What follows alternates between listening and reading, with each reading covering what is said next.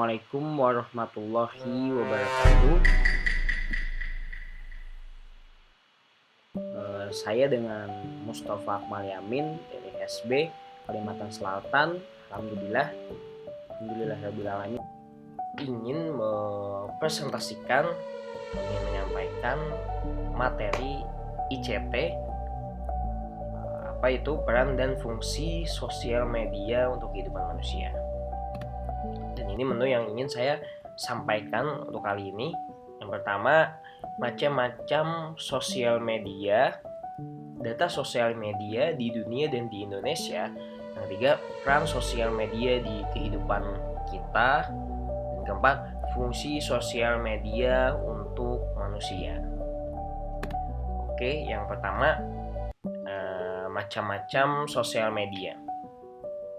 Nah, kita bisa lihat begitu banyak macam-macam sosial media yang ada di dunia. Semuanya adalah tools untuk kita bersosial dengan teman, sahabat, orang tua, kekasih, dan lain-lain. Yang mana kita bisa membangun hubungan tanpa kita bertemu secara tatap muka. Maka sosial media inilah yang sangat memudahkan kita semua untuk membangun hubungan ke semua orang yang kita inginkan. Bisa kita lihat yang ada Instagram, Facebook, Pinterest, Twitter, LinkedIn, Skype, Line, WeChat, WhatsApp, dan lain-lain. Dan ini tanda kutip tanpa batasan, kita bisa berhubungan ke semua orang yang kita inginkan, gitu teman-teman. Dan ini data pemakai sosial media yang ada di dunia. Nah, ini data dari Hootsuite atau sebuah perusahaan layanan sosial media terbesar di dunia, yang mana dia meriset data pengguna sosial media di seluruh dunia. Nah, dan ini kita lihat untuk sekarang yang data terbaru Januari 2020, Facebook adalah sosial media yang masih menduduki peringkat pertama sosmed yang selalu digunakan. YouTube, WhatsApp, FB Messenger pun kalah dapat Facebook, dan ini jauh agak lebih peningkatannya lebih tinggi, paling tinggi Facebook. Nah itu tapi berbeda hal dengan Indonesia. Gimana yang ada di Indonesia?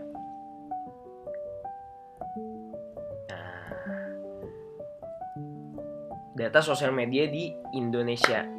Untuk Indonesia justru berbeda datanya, malah lebih banyak pengguna YouTube daripada Facebook. Mungkin dari data ini juga kita lihat konten-konten seperti Bemo, Atta Halilintar, Atta Gledek, dan lain-lainnya cepat viralnya. Nah, apakah banyak orang gabut di Indonesia? Mungkin gitu. Kita tidak tahu teman-teman ya. Mungkin kalian salah satunya, saya juga salah satunya. Itu makanya data ini kita nggak bisa bantah, karena ini data yang diambil seluruh dunia dan ini sudah pasti. Dan ini data terbaru. WhatsApp, Facebook, Instagram kalah. Twitter juga di bawah kalah, Line juga kalah. Yang paling tinggi YouTube, perkembangannya lebih tinggi gitu teman-teman.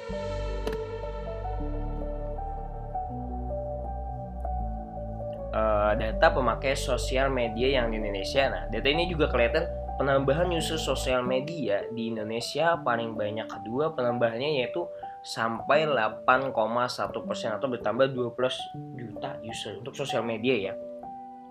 Dan user pengguna internet bertambah sampai 17%, dan ini paling banyak ya teman-teman. Atau bertambah 25 juta orang di Indonesia. Oke, next. Peran dan fungsi sosial media untuk kehidupan manusia ini sangatlah banyak teman. Dari berinteraksi dengan sesama, untuk kebutuhan bisnis, pendidikan, yang untuk sekarang kita ini kan pendidikan, dan lain-lain. Peran sosial media digunakan untuk menyampaikan berbagai tujuan dan urusan banyak pihak agar audiens yang disampaikan paham dan mengerti apa yang dimaksud oleh perusahaan tersebut. Jadi sosial media ini memudahkan perusahaan atau lembaga menyampaikan sesuatu tanpa berbelit-belit ke audiens, followers, atau muridnya, dan lain-lain. Lebih mudah menyampaikan.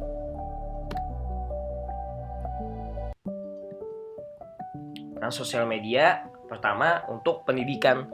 Semakin berkembangnya dunia pendidikan, media sosial sangatlah penting untuk kemajuan dalam membina dan mendidik anak didik. Apalagi untuk masa pandemi begini, sosial media sangat selalu akan dipakai untuk pembelajaran online, yang mana kita harus meningkatkan terus dari lembaga atau dari universitas atau dari sekolah-sekolah meningkatkan kualitas teknologi atau sosial media yang dipakai untuk apa?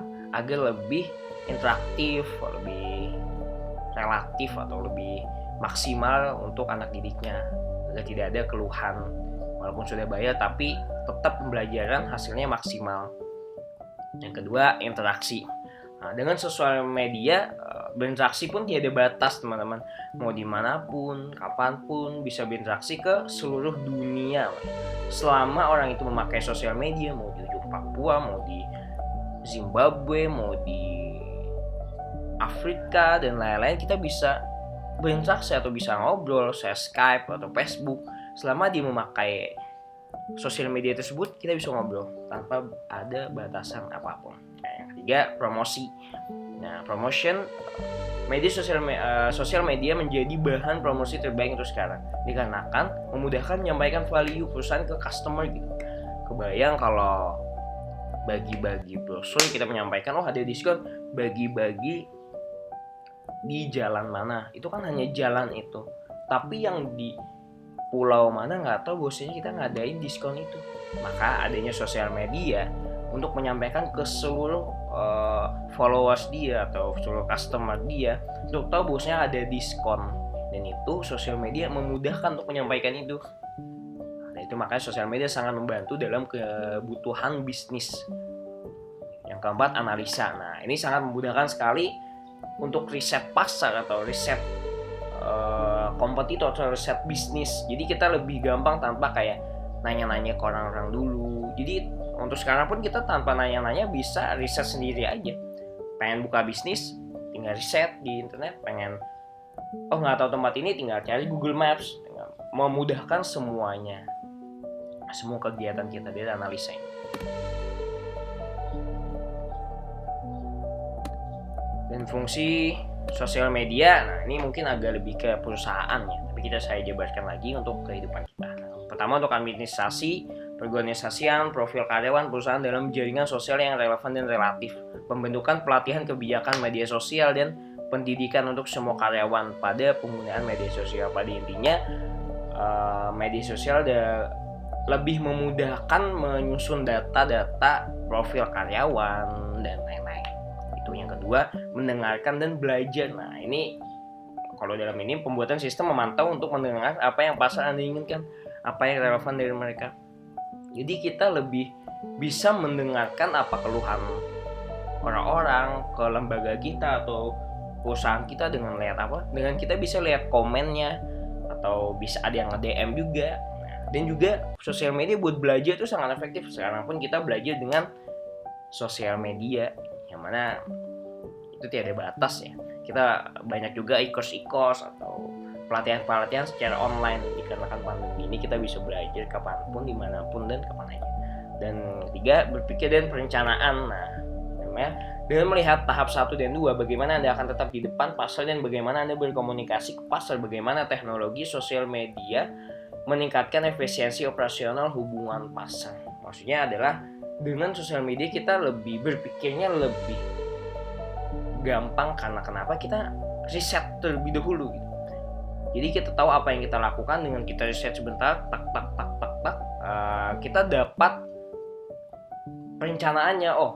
Data ini langsung buat perencanaannya untuk tahap selanjutnya, untuk melakukan apapun kita lebih gampang gitu dengan bantuan sosial media. Yang keempat, pengukuran. Jadi kita bisa mengukur langkah-langkah kita. Jadi kita bisa ukur dengan sosial media. Salah ini kita bisa ukur, bisa evaluasi dan meningkatkan hubungan lagi.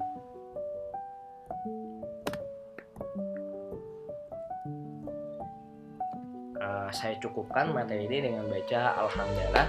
Syukran atas perhatian teman-teman. Semoga materi ini bermanfaat untuk teman-teman di kehidupan nanti. Bukan kehidupan nanti, kehidupan yang akan datang. Syukran. Wassalamualaikum warahmatullahi wabarakatuh.